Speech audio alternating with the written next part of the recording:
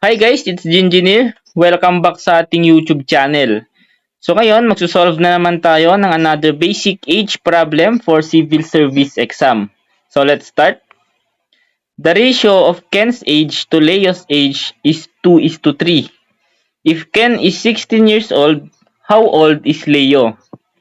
So may kasamang ratio itong age problem natin, no? So isulat lang natin 2:3. So itong una guys, so yung unang nabanggit na tao, so itong 2, ito yung ratio ni Ken. Okay? And itong 3 naman, siya yung ratio ni Leo. So itong 2:3 guys, pwede lang natin siya i-convert into fraction. So magiging 2/3. Okay? So i-equate lang natin siya guys. So anong age nila? So age ni Ken guys, given. So 16 over yung age ni Leo na unknown. So gawin natin siyang variable x. So mapapansin nyo guys, itong nasa numerator natin, yan yung ratio and age ni Ken. So yung nasa baba naman, yan yung ratio and age ni Leo.